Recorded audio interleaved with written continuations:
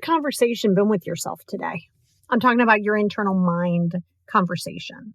Been talking good to yourself? Been saying, wow, you're doing pretty good. You're making some progress. Did you say that? Did you say, wow, you're looking good today? Your butt looks good. Nice. Did you say nice things to yourself? Or did you pick yourself apart? Or did you set yourself up to criticize yourself? Are you telling yourself, oh, you suck? Are you telling yourself, oh my God, you're terrible, you're dumb, you're stupid, you're ugly, you're fat, you're too short, you're too tall, you're not managing your time enough, you're a terrible wife, you're a terrible partner, you're a terrible parent. Oh my God, I'm so bad. How'd that conversation go? That, as I see, wow, even my camera was like, yeah, we ain't doing that. Did you see that? Even my camera was like, ooh, yeah, that's bad, that's heavy. That was like perfect timing. It really was perfect timing because essentially it's doing exactly what that does to you. No human being on this planet has the capacity to talk worse about you than you do. Now, the same goes for talking as well about yourself. But I promise you, you pick yourself apart and you analyze stuff way more than anybody else could ever do to you.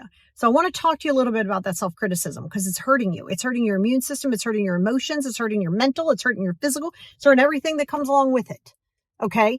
And there's a few steps that I'm going to give you. And I'm going to give you 3 steps today on working with that self-criticism. Now, number 1 is know you're doing it. Self-awareness.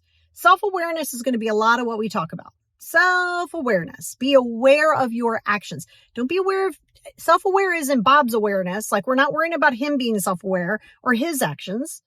It's your self-awareness. So you want to get mindful on how many times you're saying something negative. And I have a little trick for you.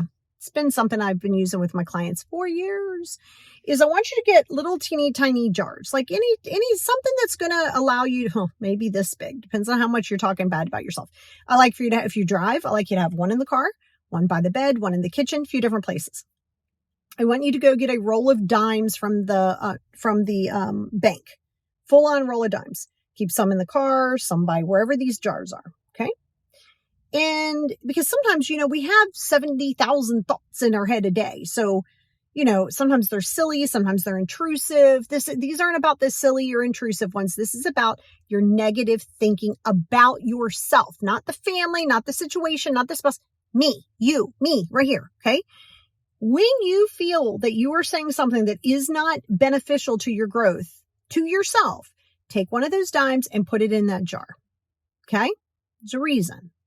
You're going to have these jars in different places at your house. And a reason, just put them where you know that you sit a lot. If it's on your desk, if it's on the couch, if it's definitely in the car, if it's at work, because it's not things that you're saying out loud. That too, if you're like, I'm stupid or oh, never, or I should, those are still not great things to tell yourself.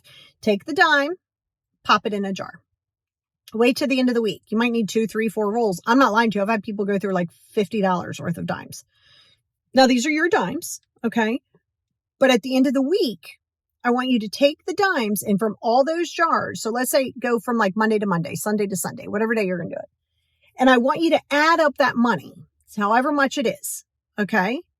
And I want you to put that towards something that is positive for you, not something, let's say it's $25. Let's say it's $50. Let's say it's $10. I don't care.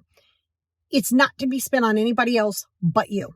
No one. Maybe it's getting your nails done. Maybe it's getting an extra large latte that day. Maybe it's something at the end of the week, not because you're rewarding yourself for thinking negative. You are rewarding yourself for the awareness that you're thinking negative. It's very effective. And then you get more dimes, and you can do pennies too. If finances are an issue, do pennies. You can still get yourself something. If it's $5, you can still get yourself something from these pennies. You can use quarters. You can use 50-cent pieces. Be smart.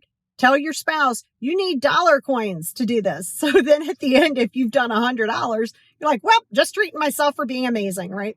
But that's number 1 is be self-aware. You think you're self-aware, but you're really not. Like you think you are. Every now and again, it might come to your brain, but it's such a negative cycle. So that's number 1. Number 2, self-compassion, right? I want you to challenge it with self-compassion the way you would give compassion to somebody else, right? So let's say you say to yourself, you're going to wear that bathing suit? Oh my God, you're fat. Now, are you looking at other people and judging them on their body type? Because if you are, well, that's a whole different problem that you need to check yourself with. But let's say you're like, well, I don't know. I kind of feel a little jealous that they're like, they have my body type and they're out there in a string bikini, just fine, fit as a fiddle in their mind. They're great. Well, yeah. So be compassionate to yourself and ask whose lens you're looking at yourself through. Are you looking through Instagram's eyes? Are you looking through dad's eyes, mom's eyes, your partner? What is it? You got to give yourself the compassion and afford yourself the compassion that you give other people, right? Somebody makes a mistake at work. And I mean, they're beating themselves up. They're like, oh my God, I can't believe I did that. Oh my God, that was awful. Oh my God. And you see them and typically you'll go over and be like, oh my God, it's okay. Like, seriously, you're okay. Like, you see that a lot in professional sports. They blow a kick in football and it costs them the game and they're like down on their luck. They're feeling it. You got to feel it to heal it. They're feeling it. And like, even the coach, everybody comes over and is like, babe, it's okay. Like, man, you're good. Good game. The little butt paddle, good game, give yourself that compassion even more. Be kinder to yourself even more than you're kind to other people. You're going to find it's going to be very unique for you. You're going to be like, this is uncomfortable because you're not necessarily going to believe that. And then you have to ask yourself, why do you think that it's okay to give somebody else self-compassion or compassion and you not give yourself self-compassion? Right? So if you're talking about yourself left and right and telling how stupid you are and how dumb you are and what you could have done, should have done, all these other things, that's not giving yourself compassion. That's quite opposite of it. And I don't care what you've done in your past. I don't care what you've done in your past. You can't sit there and keep persecuting yourself and keep like, I'm such a bad person. And you had actions that weren't all that great. Okay. Well, we're not going to go back in time. So you got to give yourself the compassion that you would give somebody else more, like 10 times fold. Right? So then I want you to number 3. And there's many more, is I want you to challenge these criticisms, right? I want you to challenge this criticism based on what fact do you have? I want you to fact check your criticism. You're fat. Well, what do you mean you're fat? Why? Because I weigh blah, blah, blah. Okay, that's a scale. All right. Well, that makes me fat based on what? Okay, you go, well, the BMI scale. Careful the BMI scale too. No, we're not going to sugarcoat it. Yeah, you might be obese. Yep, you might be on that obese scale. Yep, that could be it. Right? But the BMI scale, if you go to the gym, you work out, you have muscle weight and all that stuff, it may tell you that you're obese when you're not obese. Yes, you may have health obesity. That's true. Yep, it could happen. So then you look and you go, okay, I have a fact based on what I see in the mirror, what I see on my doctor has told me that I am literally obese. Okay. Okay, so you have a fact of that. You also have a fact that comes along with that says, hey, you know what? Let's do some baby steps. Let's get some action. Let's get a plan together so we can lower that BMI and that scale weight, right? The body fat because of your health, not because you want to get in a bikini, right? So if you see a fact and you're like, yes, that is a fact. Yes, I have ADHD. That is a fact. Okay, well, what are you going to do about it? Sometimes you're not going to be able to do anything about it. But if you're obese, if you are struggling because of other things, they're going to know that. They're going to look at your thyroid. They're going to see that. It may not be anything to do with your eating. It may have everything to do with your thyroid.